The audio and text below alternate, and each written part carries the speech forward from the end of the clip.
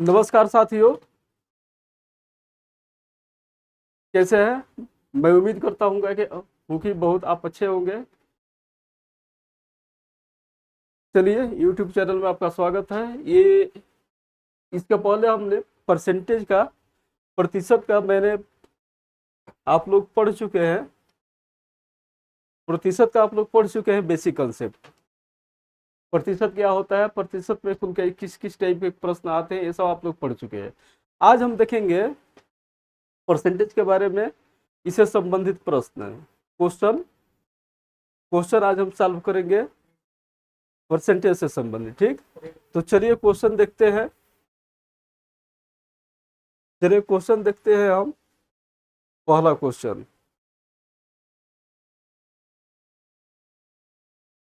पहला क्वेश्चन है, जब ए की आय बी से 10% अधिक है तो बी की आय ए से कितना प्रतिशत कम होगा।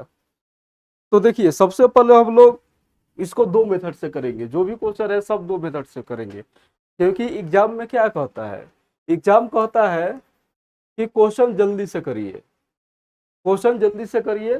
तो इसके लिए सबसे पहले हम लोग बेसिक मेथड से देख लेंगे, और बेसिक मेथड के बाद हम लोग ट्रिक से देख लेंगे, ट्रिक कैसे से कैसे क्वेश्चन सेकेंडों में हो जा रहा है। ठीक ना, तो चलिए आइए देखते हैं पहले बेसिक मेथड से कि बेसिक से कैसे क्वेश्चन बनेगा। तो देखिए, कह रहा है जब ए की आय बी से 10% अधिक है तो बी की आय ए से कितना प्रतिशत कम होगा। चलिए, तो यहां लिखिए, माना कि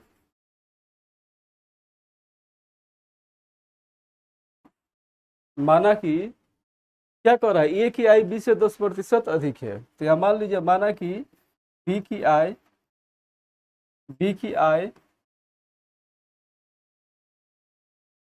100 है, 100 रुपया मान लीजिए। बी की आय जब 100 रुपया मान लिया तो ए की आय क्या हो जाएगा, तो ए की आय क्या हो जाएगा, ए की आय बराबर क्या कह रहा है, ए की आय बी से 10% अधिक है। तो 100 प्लस क्या हो जाएगा, 100 का 10% होगा कि नहीं। 100 प्लस 100 का 10%, तो 100 प्लस 100 का 10/100 हो जाता है, ऐसे ही ना होता है। ये कट गया तो ये कितना हो गया, 100 प्लस 10 बराबर 110। इसको हम डायरेक्ट 110 भी लिख सकते हैं। तो ए की आई कितना आ गया, 110। 20 से 10% इसका हो गया। तो अब कह रहा है बी की आय से बी की आय ए से कितना प्रतिशत कम है। अब यहाँ थोड़ा सा, अब चलिए देखिए, यहाँ ए की आय लिख लीजिए। ए की आय क्या हो गया यहाँ पर, 110, 110 रुपया, 110 रुपया हो गया कि नहीं। बी की आई कितना हो गया, बी की आई कितना हो गया, 100 रुपया। अब यही पूछ रहा है कि बी की आई ए से कितना प्रतिशत कम है। तो सबसे पहले तो कम लिखिए। तो कितना कम है यहाँ पर, यहाँ कितना कम है, 110 में से 100 घटा दीजिए, 110 में से 100 घटा दीजिए तो कितना हो जाएगा, ये 10। देखिए, कह रहा है ना, ए की आय 110 रुपया है कि नहीं, और बी की आय 100 रुपया है। तो कह रहा है बी की आई ए से कितना प्रतिशत कम होगा। तो सबसे पहले कम निकालिएगा, उसके बाद प्रतिशत निकालना होगा। तो कितना कम है, तो 10 कम है। तो प्रतिशत कमी बराबर क्या हो जाएगा, प्रतिशत कमी बराबर क्या हो जाएगा, 10 बटा कितना कमी है, कितना कम है, 10 कम है। और कहाँ से कम है, 110 से। तो जहां से कम है उसको लिख दीजिए। और प्रतिशत में बदलने के लिए हम क्या बताए हैं कि 100 से गुणा किया जाता है। कभी भी याद रखिएगा कि प्रतिशत में किसी भी संख्या हो चाहे भिन्न हो, उसको बदलने के लिए 100 से गुणा किया जाता है, और प्रतिशत को हटाने के लिए 100 से भाग किया जाता है। तो इसलिए इसको 100 से हम गुणा कर देते हैं। 100 से गुणा करेंगे तो 0 से 0 कट जाएगा, कट जाएगा कि नहीं। तो 0 0 कट जाएगा, तो यहाँ क्या बच जाएगा, ये 100/11। 100/11 इतना परसेंटेज हमारा आ जाएगा। और इसको जब हम बदलेंगे तो प्रतिशत कमी बराबर क्या क्या आ जाएगा, जब इसको बदलेंगे तो प्रतिशत कमी बराबर क्या आ जाएगा हमारा, इसको भाग दे दीजिए तो ये आ गया 11×9 = 99, एक बचेगा शेष 9.1/11%। यही हो गया हमारा आंसर 9.1/11। तो देखिए तो 9.1/11 कहीं दे रहा है, बिल्कुल दे रहा है। कहाँ पर, यहाँ पर ऑप्शन ए। तो इसमें क्या हो जाएगा, ऑप्शन ए सही हो जाएगा। अच्छा इसको हम कैसे बनाएंगे, ट्रिक से कैसे बनाएंगे इसको, देखिए इसका ट्रिक होता है, समझ लेते हैं ट्रिक भी। ट्रिक होता है इसका,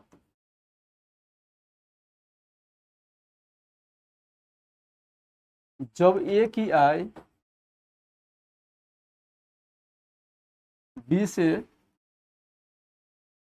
x% अधिक, x% अधिक या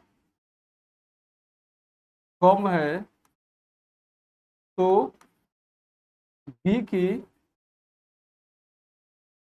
आई ए से, तो बी की आई ए से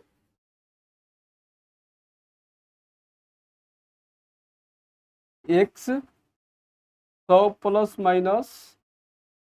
x गुणे 100% कम या अधिक होगा, कम/अधिक होगा, कम/अधिक होगा। जब ए की आई बी से x% अधिक या कम है तो बी की आई ए से x/100 ± x गुणे 100% कम या अधिक होगा। देखिए जब हमारा अधिक रहेगा, जब अधिक दिया रहेगा आई, जब अधिक आई दिया रहेगा, जब अधिक दिया रहेगा तो उसमें हम साइन का प्रयोग करेंगे पॉजिटिव का, किसका यूज करेंगे, पॉजिटिव का। और जब कम दिया रहेगा, कम दिया रहेगा तो उसमें हम किसका प्रयोग करेंगे, निगेटिव साइन का प्रयोग करेंगे। ठीक, ये ध्यान दीजिएगा। तो हमारा क्या दिया है, ए की आई बी से 10% अधिक है, तो यहाँ प्रतिशत, तो बी की आई ए से कितना प्रतिशत कम है पूछ रहा है, तो प्रतिशत कमी बराबर क्या हो जाएगा,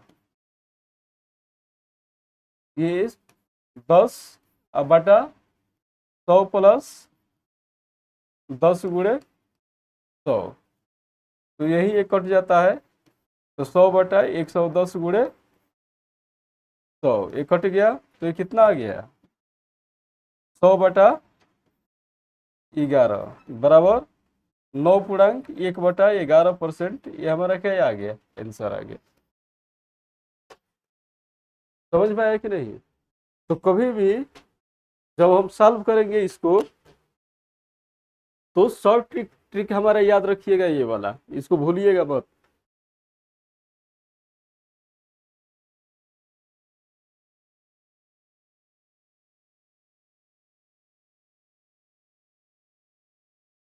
तो इसको आप हमेशा याद रखिएगा, ये जो फॉर्मूला है ये वाला है, इसको हमेशा आप याद रखेंगे। ठीक, चलिए अब चलते हैं नेक्स्ट क्वेश्चन पर। अब नेक्स्ट क्वेश्चन पर चलते हैं, आइए। नेक्स्ट क्वेश्चन है, यदि आम के मूल्य में 30% की वृद्धि हो तो कोई व्यक्ति उसकी खपत में कितने प्रतिशत कमी करे जिससे उसका खर्च पूर्ववत रहे। देखिए क्वेश्चन है बहुत आसान, कुछ करना है नहीं, सिर्फ देखना है क्वेश्चन की भाषा पकड़िए कि क्वेश्चन क्या कह रहा है और उसके अनुसार चलिए। क्वेश्चन की भाषा नहीं पकड़ेंगे तो फिर क्वेश्चन नहीं सॉल्व होगा। कह रहा है आम के मूल्य में 30% की वृद्धि हो जाती है, तो जाहिर सी बात है, जाहिर सी बात है कि कोई भी सामान होगा, कोई भी सामान होगा, यदि उसकी सामान में प्रतिशत वृद्धि हो जाए, यानी उस सामान के दाम में बढ़ जाए, सामान के दाम बढ़ जाएगा तो डिमांड उसका अपने आप क्या होगा, घट जाएगा। डिमांड क्या हो जाएगा, घट जाएगा। तो उसी टाइप का ये प्रश्न है। कह रहा है कि आम के मूल्य में 30% वृद्धि हो तो कोई व्यक्ति उसकी खपत में कितने प्रतिशत कमी करे जिसका खर्च क्या रहे, पूर्वोत्तर रहे। यानी कि ये कह रहा है कि चाहे आम का दाम 100 रुपया हो और चाहे 1000 रुपया हो, जब भी हम खाएंगे तब एक निश्चित जो शुरू से ही जितना का हम आम खाते हुए आए हैं उतना का ही आम खाएंगे, उससे ज्यादा का आम हम नहीं खाएंगे, चाहे वो सस्ता रहे तो और चाहे महंगा रहे तो। ठीक। तो चलिए आइए देखते हैं इसको। तो ये कैसे बनेगा। अब इसमें मान लीजिए कि आम का प्रारंभिक मूल्य आपका 100 रुपया है। 100 मानकर बनाइए। देखिए प्रतिशत का क्वेश्चन करने के लिए क्या किया जाता है, या तो आप 1 मान लीजिए या नहीं तो 100 मान लीजिए। यही तो 100 मानकर बनाइएगा तो और आसान हो जाएगा। 1 मानकर बनाइएगा तो थोड़ा आपका सिंप्लीफिकेशन कॉम्प्लिकेटेड हो जाएगा। तो 100 मानकर बनाइए। आइए यहाँ पर मान लीजिए आम का प्रारंभिक मूल्य क्या है। तो यहाँ लिखिए माना कि आम का प्रारंभिक मूल्य, माना कि आम की प्रारंभिक मूल्य, प्रारंभिक मूल्य 100 रुपया है। 100 रुपया पर केजी है। ठीक। आम का प्रारंभिक मूल्य 100 रुपये किलो मान लीजिए। 100 रुपये किलो आम का प्रारंभिक मूल्य मान लीजिए। तो अब आम का मूल्य कितना हो जाएगा जब 30% की वृद्धि हो जाए तो यहां लिखिए इसलिए 30% की वृद्धि के बाद 30% की वृद्धि हो जाने के बाद आम का मूल्य, आम का मूल्य बराबर कितना हो जाएगा। 30% की वृद्धि हो गई तो 130 रुपया प्रति किलोग्राम आम का मूल्य हो गया। यानी कि पहले प्रारंभ में आम का मूल्य कितना था, 100 रुपया था। और जब आम की दाम 30% बढ़ जा रही है तो उसका दाम हो जा रहा है 130%। एक एक ध्यान दीजिएगा, 30% वृद्धि का मतलब क्या हो गया, 100 + 100 का 30%, ये होता है। ये बताने वाली चीज नहीं है, ये आपको समझना पड़ेगा। 100 × 30/100 होता है। ये 100 से 100 कट जाता है, ये 100 + 30 बराबर 130। वही 130 यहाँ पर लिखा हुआ है। ठीक ना, ये ध्यान दीजिएगा। तो अब पहले आम का मूल्य हमारा था 100 रुपया, अब 130 रुपया हो गया। तो अब कह रहा है वो आदमी कि वृद्धि हो जाने के बाद खपत में कितने प्रतिशत की कमी की जाए ताकि हमारा खर्च जो है क्या रहे, पूर्ववत रहे। तो पहले भी आम हम मान लीजिए 100 रुपया के 1 किलो खाते थे, और अब भी आम हम कितना खाएंगे, 100 रुपया का ही खाएंगे। तो चलिए यहाँ देखते हैं। लिखिए इसलिए प्रारंभ में आम का मूल्य बराबर, प्रारंभ में 1 किलोग्राम आम का मूल्य, 1 किलोग्राम आम का मूल्य बराबर कितना, 100 रुपया। ठीक। अब यहाँ लिख दिए। अब मूल्य वृद्धि के बाद, मूल्य वृद्धि के बाद आम का मूल्य, मूल्य वृद्धि के बाद 1 किलोग्राम आम का मूल्य बराबर, 1 किलोग्राम आम का मूल्य, 1 किलोग्राम आम का मूल्य बराबर कितना, 130 रुपया। अब आम का मूल्य हमारा हो गया कितना, 130 रुपया। ठीक। अब देखिए, लेकिन कह रहा है कि जब हम खाएंगे तब पहले जितना का आम हम खाते थे उतना ही का खाएंगे। यानी पहले 100 रुपये का हम आम खाते थे 1 किलो, तो अब भी 100 रुपया का ही खाएंगे, चाहे वो हमको आधा किलो मिले या 1 किलो से कम मिले या अधिक मिले, ठीक, उतना ही खाएंगे। तो चलिए, तो यहाँ लिखिए, इसलिए यहाँ लिखिए चूंकि 130 रुपया में 1 किलोग्राम आम मिलता है, 1 किलोग्राम आम मिलता है, 1 किलोग्राम आम मिलता है, इसलिए 100 रुपया में कितना किलोग्राम आम मिलेगा? 100 रुपया में कितना किलोग्राम आम मिलेगा? 1/130 और गुणे 100, इतना होगा कि नहीं? बराबर कितना हो गया? 100/130 किलोग्राम। अब हमें जो 100 रुपया का आम मिल रहा है वो कितना मिल रहा है? 1/30 गुणे 100, तो अब मिल रहा है 100/130 किलोग्राम हमारा आम मिल रहा है।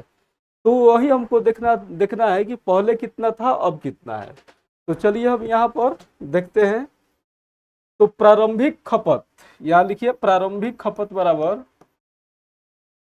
प्रारंभिक खपत बराबर कितना? 1 किलोग्राम। मूल्य वृद्धि के बाद खपत बराबर, मूल्य वृद्धि के बाद खपत बराबर कितना? 100/130 किलोग्राम। मूल्य वृद्धि के बाद हमारा खपत कितना हो गया? 100/130 किलोग्राम। अब कह रहा है खपत में कितनी प्रतिशत की कमी की जाए ताकि हमारा खर्च क्या रहे? पूर्ववत रहे। तो पहले हम कितना खा रहे थे आम? पहले हम 1 किलो आम खा रहे थे कि नहीं? और अब हम खा रहे हैं 1 किलो से कम आम, यानी 100/130 को इसको करिएगा तो कितना आएगा? लगभग आएगा 700 कुछ ग्राम आएगा। तो अब इतना तो खपत में कितना प्रतिशत की कमी की गई? तो यहाँ पर लिखिए, इसलिए आम की खपत में कमी बराबर, आम की खपत में कमी बराबर, आम के खपत में कमी बराबर क्या हो जाएगा? इसमें से 1 किलो में से घटा दीजिए, तो 1 किलोग्राम माइनस 100/130 किलोग्राम, ठीक, इतना किलोग्राम इसमें से घटा दीजिएगा तो क्या आ जाएगा? 130 माइनस 100, 130 माइनस 100/100 बराबर ये हो गया कितना? 30/100।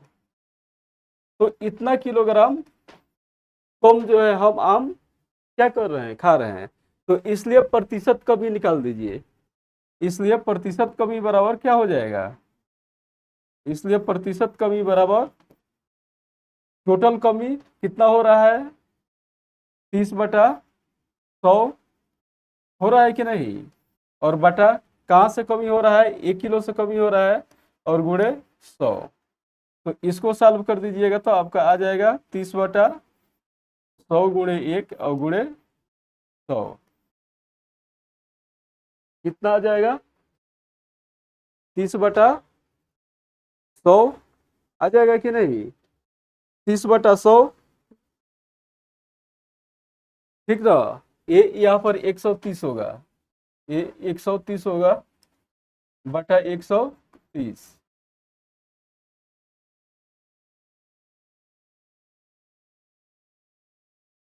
ये हो जाएगा 130/130। तो ये क्या हो जाएगा? 30/130 और बटा 1 गुणे 100। तो क्या हो गया? 30/130 और गुणे 1 गुणे 100। तो इससे कट जाएगा, 0 से 0 कट गया, आ क्या गया हमारा?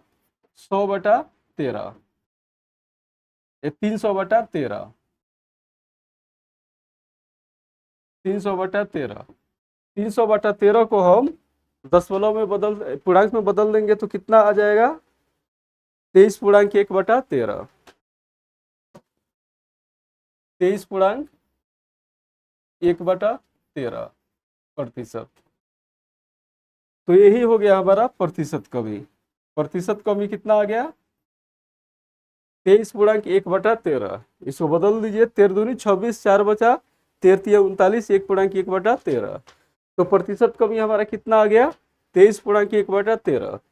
एक बार और इसको ध्यान दे लीजिए, आम का खपत में कमी कितना हो गया, 1 माइनस 100/130, तो कुल 130 माइनस 100/130, ये 130 में से 100 गया 30, 30/130, इतना किलोग्राम कमी हो गया हमारा। तो प्रतिशत कमी निकालेंगे तो क्या होगा, 130/130 और टोटल कितना से हमारा कम हुआ है, 1 किलोग्राम से कम हुआ बटा 1 गुणे 100।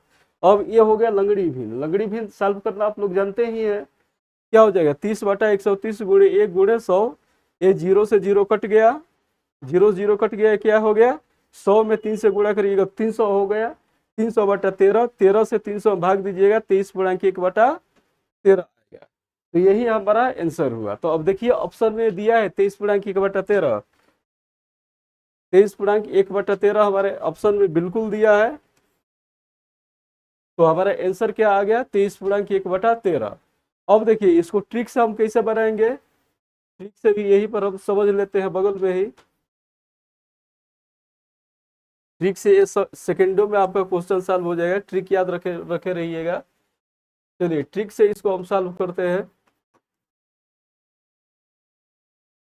क्या कर रहा है, प्रतिशत कमी कह रहा है, तो प्रतिशत कमी निकालने के लिए हम क्या करेंगे, जो दिया है 30, क्या होता है, 1/100 प्लस 1/100, यही फॉर्मूला ना हम लिखेंगे।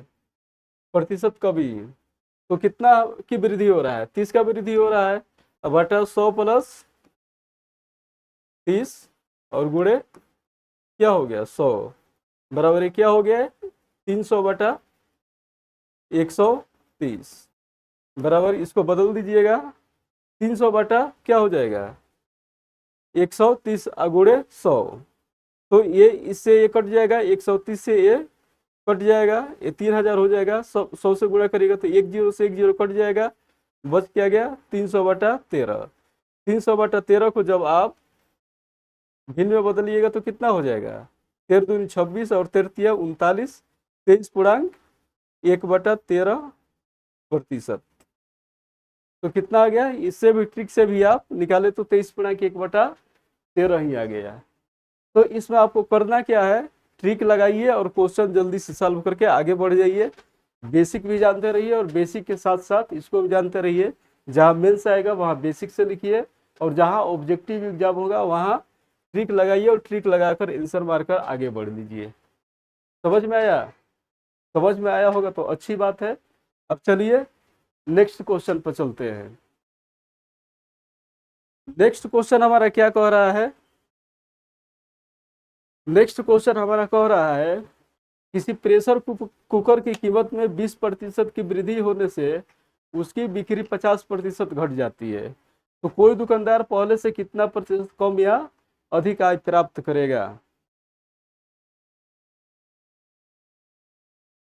देखिए क्वेश्चन बहुत ही आसान है, इसका सिर्फ भाषा पकड़िए,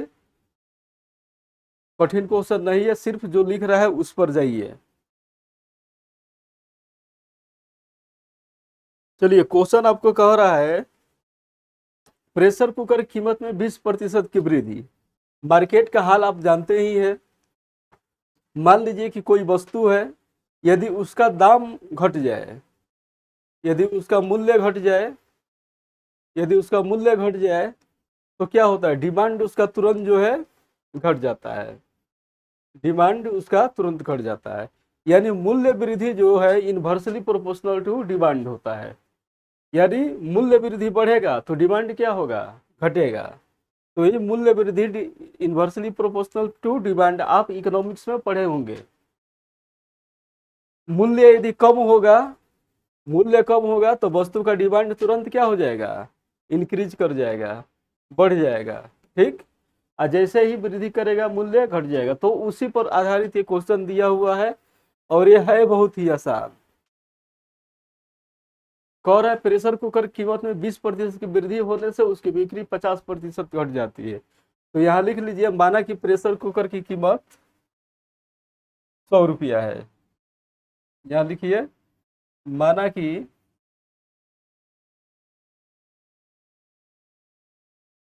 कि प्रारंभ में प्रेशर कुकर की कीमत, प्रेशर कुकर की कीमत, प्रेशर कुकर की कीमत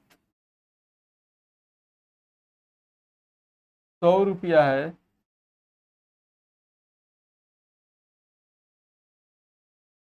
तथा उस समय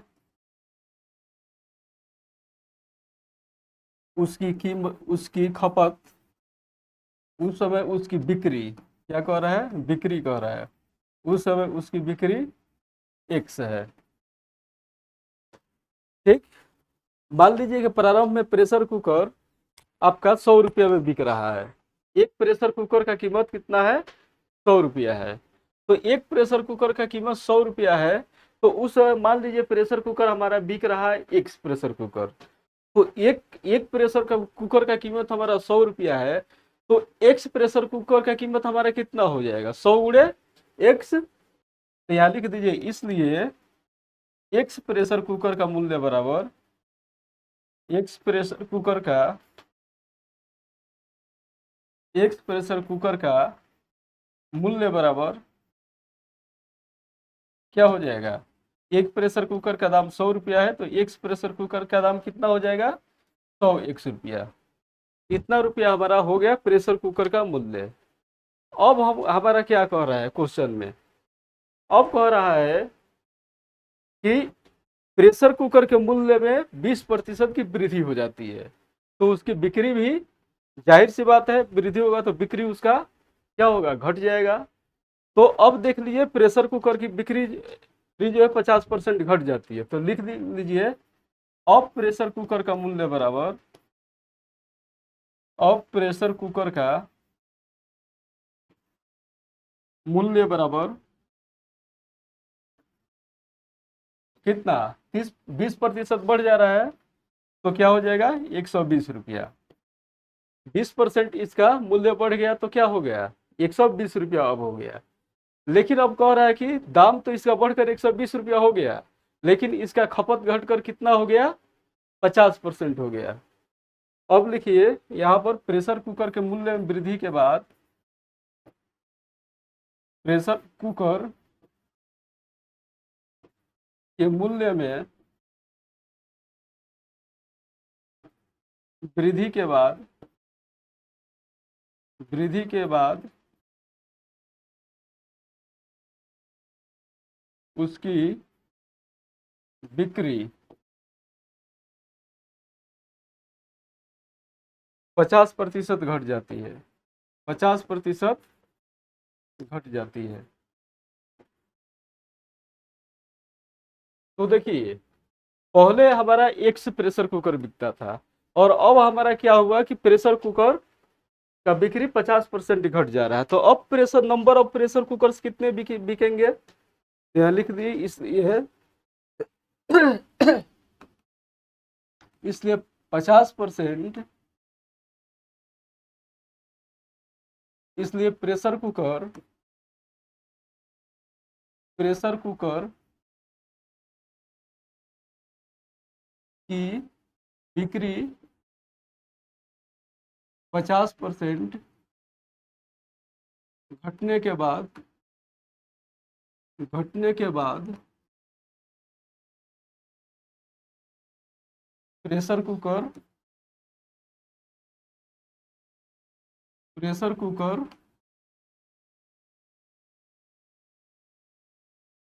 प्रेशर कुकर बिकने की संख्या, प्रेशर कुकर बिकने की संख्या बराबर, बिकने की संख्या बराबर क्या हो जाएगा, पहले हमारा एक्स प्रेशर कुकर बिकता था कि नहीं, अब 50% बिक्री कम हो गई, तो एक्स माइनस एक्स का क्या हो जाएगा 50%, तो एक्स माइनस एक्स का 50% हो जाएगा, तो क्या हो जाएगा एक्स माइनस एक्स का 50/100 हम लिख देंगे कि नहीं, ये कट जाएगा, 2 हो जाएगा, तो हमारा क्या हो गया एक्स माइनस एक्स बाई 2, और एक्स बटा एक्स माइनस 2 घटेगा, तो ये क्या हो जाएगा एक्स बाई 2। यानी कि अब हमारा जो प्रेशर बिक रहा है x/2 की संख्या में प्रेशर कुकर बिक रहा है। तो x/2 की प्रेशर कुकर में संख्या बिक रहा है और अब हमारा प्रेशर कुकर का दाम क्या हो गया है 120 रुपया। तो अब हम देखते हैं कि कुल आय दुकानदार का कितना हो रहा है। तो यहां लिखिए इसलिए इसलिए प्रेशर कुकर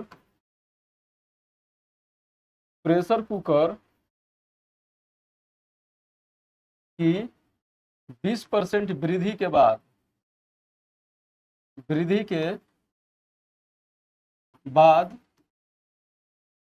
दुकानदार की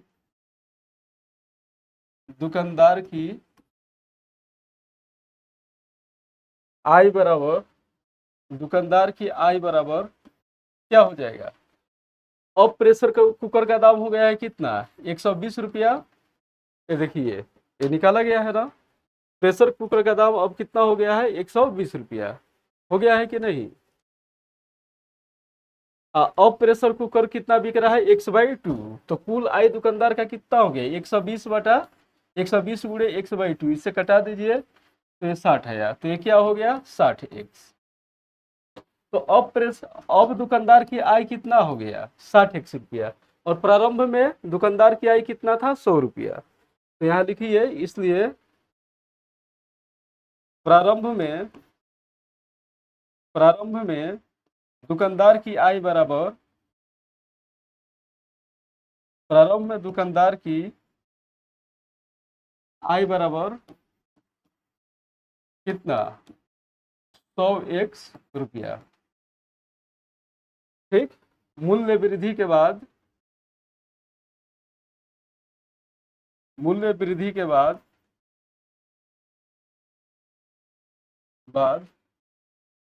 आय बराबर कितना मूल्य वृद्धि के बाद दुकानदार की आय बराबर 60x रुपया। कितना 60x रुपया। अब देखिए पहले जब दाम कम था तो हमारा 100x रुपया दुकानदार का आय था और अब हो गया दाम बढ़ने के बाद 60 रुपया। तो आप बताइए दाम वृद्धि के बाद दुकानदार के पास अधिक आय आ रहा है कि कम कम आय आ रहा है। तो कम आय आ रहा है तो कितना कम आ रहा है 100x रुपया में से 60x रुपया घटा दीजिए। तो यहाँ लिखिए इसलिए आय में कमी बराबर आय में कमी बराबर क्या हो जाएगा 100x minus 60x। 100 minus 60x बराबर क्या हो गया हमारा 40x रुपया। इतना कमी हमारे दुकानदार का हो गया यानी 40x रुपया का कमी दुकानदार का इस समय हो गया। अब चलिए हमको निकालना क्या है प्रतिशत कमी, क्योंकि इसका जो क्या है आय में कमी हो रहा है तो प्रतिशत कमी ही निकालेंगे। तो इसलिए प्रतिशत कमी निकालिए। इसलिए प्रतिशत कमी बराबर क्या हो जाएगा कुल कमी कितना हुआ है 40x बटा कमी कहाँ से हुआ है ये कहाँ से कमी हुआ है 100 रुपया से हुआ है कमी हुआ है ना। तो यहाँ हो जाएगा 100 गुणे प्रतिशत में लाने के लिए क्या किया जाता है 100 से गुणा कर दिया जाता है। प्रतिशत में लाने के लिए क्या किया जाता है 100 से गुणा कर दिया जाता है। ये हमारा 100 से 100 कट गया कितना आ गया हमारा 100 से 100 कट गया और x से x कट गया तो कितना आ गया हमारा 40%। यानी प्रतिशत कमी बराबर क्या आ गई प्रतिशत कमी बराबर हमारा आ गया 40%। यही हमारा आ गया आंसर 40%। देखिए तो ऑप्शन में 40% है कह रहा है 4 ए है 4% अधिक बी है 40% कम। तो हमारा सेकेंड ऑप्शन हो गया बी ऑप्शन हो गया सही 40% कम। अब देखिए अब इसको ट्रिक से कैसे बनाएंगे ट्रिक भी एक बार देख लेते हैं। आइए ट्रिक में चलते हैं।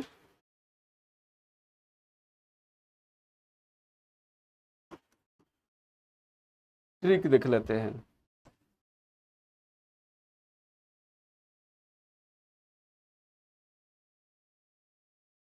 जब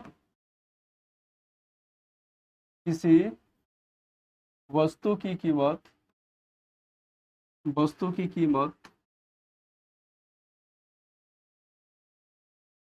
1% बढ़ जाए, 1% बढ़ जाए अवधि घट जाए तथा उसकी खपत में उसकी खपत में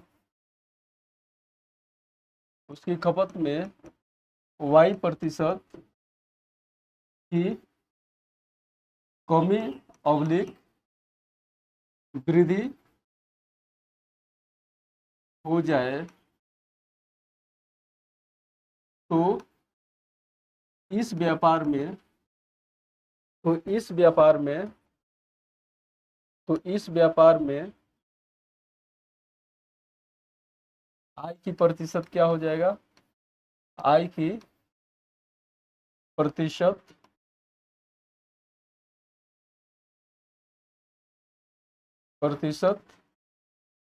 कमी अवलिक अधिक, प्रतिशत कमी अवलिक अधिक। देखिए क्या हो जाएगा, परसेंटेज कमी अवलिक अधिक बराबर हो जाएगा x plus Y plus X Y बटा 100। देखिए जब हमारा जब हमारा अधिक रहेगा जब हमारा अधिक रहेगा तो हम पॉजिटिव साइन का यूज करेंगे। अधिक रहेगा तो किसका यूज करेंगे? पॉजिटिव साइन का। और कमी रहेगा तो हम क्या करेंगे? कमी रहेगा तो हम निगेटिव साइन का यूज करेंगे। यानी वृद्धि होगी तो हम प्लस का यूज करेंगे और कमी होगी तो हम किसका यूज करेंगे? माइनस का कमी करेंगे। तो देखिए ये प्रश्न कैसे बनता है ट्रिक से। चलिए प्रतिशत कमी अवलिक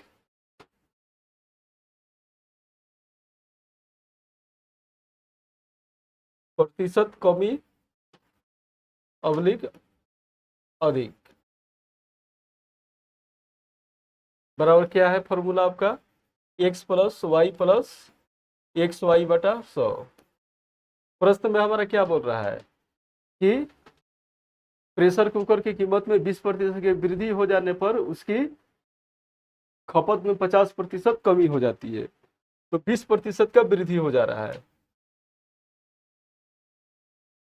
x प्लस एक्स वाई बटा 100। तो 20% हमारा बढ़ गया तो ये लिखा जाएगा 20 हमारा प्लस में। अब कह रहा है उसकी डिमांड में यानी खपत में 50% कमी हो जा रही है तो हमारा -50 यहाँ लिखा जाएगा। ठीक। अब प्लस एक्स 20 अधिक है और वाई क्या है? खपत कितना हो गया? -50। तो ये हो जाएगा -50 और बटा कितना हो जाएगा? 100। अब चलिए इसको सॉल्व कर दिए। सॉल्व करना आप जानते हैं। ये एक जीरो से एक जीरो कट गया तो कितना बच गया? 20 माइनस 50। ये प्लस माइनस क्या हो जाएगा? -5 दूनी क्या हो जाएगा? 10।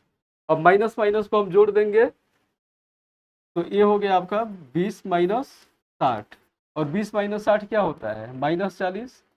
-40%। तो -40 निगेटिव साइन हमारा क्या दर्शा रहा है? जब निगेटिव साइन आ जाए तो हमारा कमी होगा और जब पॉजिटिव साइन आ जाए तो हमारा क्या होगा? वृद्धि होगा। तो ये क्या आ गया है? निगेटिव साइन आ गया है। आ गया है कि नहीं? ये निगेटिव साइन हमारा आ गया है। तो निगेटिव साइन आ गया तो हमारा क्या हो जाएगा? प्रतिशत कमी होगा। प्रतिशत कमी होगा तो प्रतिशत कमी बराबर क्या आ गया? 40%। तो 40% यही तो आपका निकलना था। तो देखिए इस क्वेश्चन को यदि आप ट्रिक से निकालते हैं, ये यदि ट्रिक आप याद रखते हैं तो आपको सेकेंडे में इसका आंसर मिल जाएगा। ये बस इतना ही सिंप्लीफिकेशन करने पर। और यदि ट्रिक आप नहीं याद रहते बेसिक मेथड से निकाल दीजिए तो आपको टाइम लगेगा। तो देखिए 40% की कमी आई है कि नहीं? देखिए क्वेश्चन आपका जो था वो 40% की कमी आई है कि नहीं? है कि नहीं है 40% की कमी? हाँ तो चलिए समझ में आया कि नहीं? जहां भी डाउट होगा वहां क्वेश्चन पूछते रहिए। अब चलिए नेक्स्ट क्वेश्चन की तरफ हम बढ़ते हैं। नेक्स्ट क्वेश्चन कह रहा है हमारा, किसी गांव की जनसंख्या 800 है तथा इसमें प्रति वर्ष 5% वृद्धि हो रही है, तो 2 वर्षों के बाद इसकी जनसंख्या क्या होगी?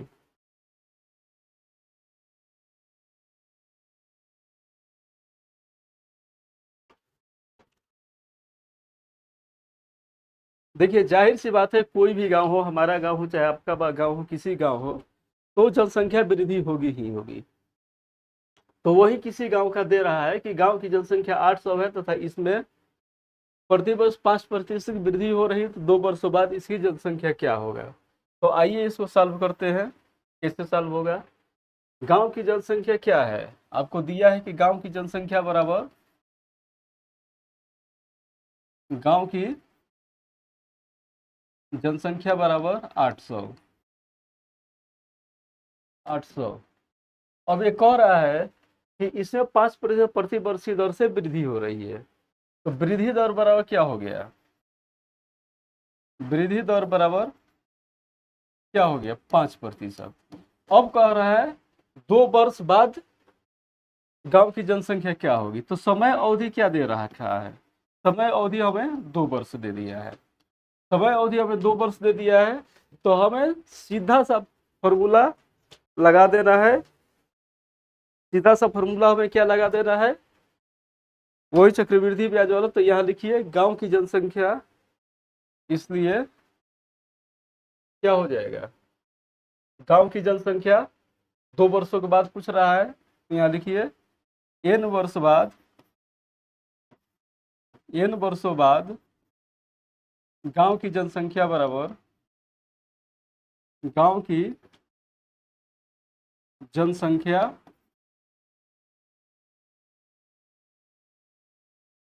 बराबर होता है P इंटू 1 प्लस R/100 का होल n, R/100 का होल n। जहां P क्या है? प्रारंभिक जनसंख्या। यहाँ लिख लीजिए P प्रारंभिक जनसंख्या, प्रारंभिक जनसंख्या। P क्या है? प्रारंभिक जनसंख्या। R क्या है? जनसंख्या की दर, R जनसंख्या, जनसंख्या रेट है R। और n क्या है? समय अवधि। n क्या है? समय अवधि। ठीक, तो चलिए इसको हम निकालते हैं। तो 2 वर्ष बाद जनसंख्या क्या हो जाएगी? P हमारा 800 दिया है, 800 लिख दीजिए। 1 प्लस दर कितना हमारा दे रहा है? 5% की दर से वृद्धि हो रहा है, तो ये हो गया 5 और बाटा ये 100। और कितने वर्ष बाद पूछ रहा है हमारा? 2 वर्ष के बाद पूछ रहा है, 2 वर्ष बाद पूछ रहा है। ठीक, अब आइए इसको सॉल्व करिए। तो ये क्या हो जाएगा? 800 इंटू 5 से कटा दीजिए, 5 दूनी 10, तो 1 प्लस 1/20 का होल 2। तो ये क्या हो जाएगा? 800 इंटू 21/20 का होल स्क्वायर। होल स्क्वायर करिए तो ये क्या हो जाएगा? 2 बार इसका गुणा होगा, 2 बार इसका गुणा होगा, तो इसको आप कटा दीजिए। तो क्या हो जाएगा? 800 इंटू 21/20 गुणे 21/20। ये 2 जीरो से 2 जीरो कट गया, और 2 से कट गया आपका 2 चौका 8, और फिर 2 से कट जाएगा कितना? 2 दूनी 4। अब इसको गुणा करिएगा तो कितना आएगा? 21 से 21 आएगा 441, और 441 में 2 से गुणा करेंगे तो आपका कितना आएगा? 882। तो हमारा जनसंख्या क्या आ गया? 2 वर्ष बाद, 2 वर्ष बाद हमारा जनसंख्या क्या आ गया? 882। यहाँ लिखिए, अतः 2 वर्षों बाद जनसंख्या, 2 वर्षों बाद जनसंख्या बराबर कितना? 882। देखिए 882 आपके ऑप्शन में है कि नहीं? बिल्कुल 882 आपके ऑप्शन में है, तो ये ऑप्शन हो जाएगा आपका कौन सा? ए। तो ए ऑप्शन आपका हो गया सही। समझ में आया? ये बहुत कॉम्प्लिकेटेड नहीं है, तुरंत ये वाला सूत्र लगाइए, P × 1 + R/100 का होल n, तुरंत आपका क्वेश्चन आ जाएगा। अब चलिए नेक्स्ट क्वेश्चन पर चलते हैं। समझ में आया कि नहीं? नेक्स्ट क्वेश्चन कह रहा है किसी सिक्के को उछालने पर हेड आने की प्रायिकता क्या है। ठीक, मान लीजिए सब लोग सिक्का देखे होंगे, सिक्का सब लोग देखे होंगे, सिक्का सब लोग देखे होंगे, तो सिक्का के ऊपर एक होता है हेड और एक होता है टेल।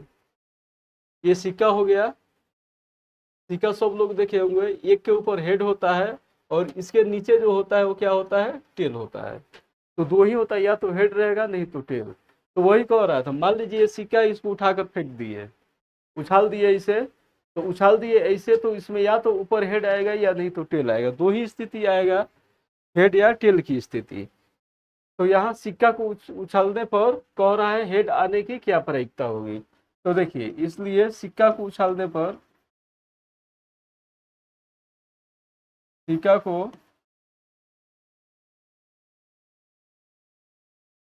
उछालने पर प्राप्त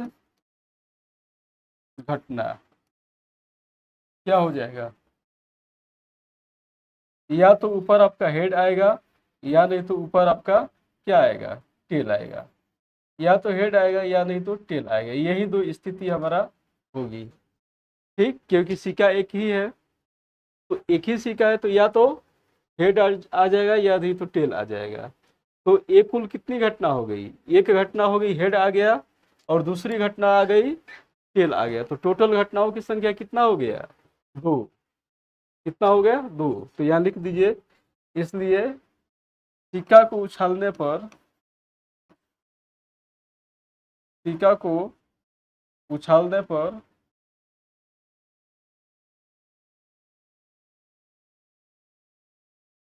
सिक्का को उछालने पर प्राप्त घटनाओं की संख्या, प्राप्त घटनाओं की संख्या, प्राप्त घटनाओं की संख्या बराबर क्या हो जाएगा, दो। अब कह रहा है कि हेड आने की प्रायिकता, तो कुल घटनाओं की संख्या कितना आ गई हमारा, दो आ गई। कुल घटनाओं की संख्या दो आ गई और हमको पूछ रहा है कि सिर्फ एक हेड आने की प्रायिकता क्या है। तो एक घटना हमारा क्या हो जाएगा, एक हेड आने की घटना हमारा एक हो जाएगा। तो इसलिए प्रायिकता क्या हो जाएगा, इसलिए प्रायिकता क्या हो जाएगा, प्रायिकता बराबर क्या होता है, घटनाओं की संख्या बाटा कुल घटित होने वाली घटनाओं की संख्या। ठीक,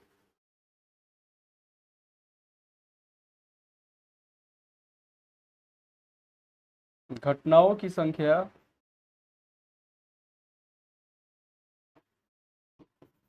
बटा कुल घटित घटनाओं की संख्या, कुल घटित घटनाओं की संख्या, कुल घटित घटनाओं की संख्या, कुल घटित घटनाओं की संख्या।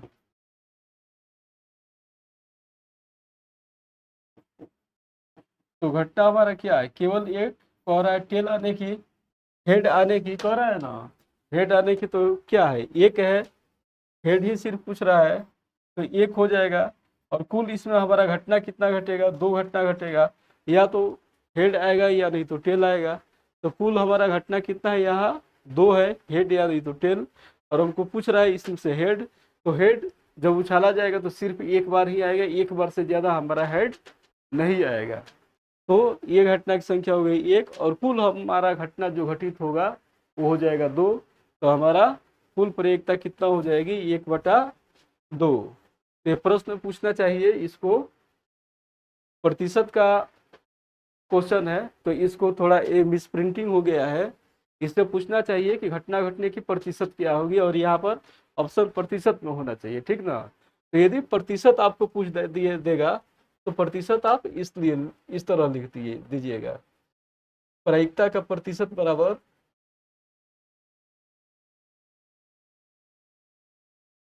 प्रायिकता का प्रतिशत बराबर क्या हो जाएगा, 1/2, 1/2, 1/2 और प्रतिशत लाने के लिए 100 से गुणा कर दिया जाता है। तो ये 50 से कट गया, कितना आ गया ये 50%। तो थोड़ा सा इसमें मिस प्रिंटिंग हो गया है, ये परसेंटेज में देना चाहिए ऑप्शन, और यहाँ प्रायिकता एक प्रतिशत होना चाहिए। चलिए कोई बात नहीं, तो प्रतिशत में पूछेगा तो आप लोग ऐसे निकाल दीजिएगा। तो कितना प्रतिशत हो जाएगा 50, यानी कि एक सिक्का को आप उछाल दे रहे हैं तो इसका प्रायिकता हमें 50-50% की प्रायिकता है कि हमें क्या, या हेड आएगा, यानी हेड या टेल दोनों भी आने का हमारा क्या प्रायिकता है 50-50%, या तो हेड आएगा या नहीं तो टेल आएगा। चलिए तो ये हमारे क्वेश्चन 5 थे, 5 क्वेश्चन हमारे प्रतिशत के थे और 5 क्वेश्चन हमारे हो गए। उम्मीद करता हूँ कि आपको सारा सही समझ में आ गया होगा। यदि नहीं समझ में आया होगा तो आप कमेंट जरूर करिएगा, पूछिएगा जरूर। ठीक है, चलिए अब आज के सेशन बस इतना ही। चलिए, ओके, थैंक यू।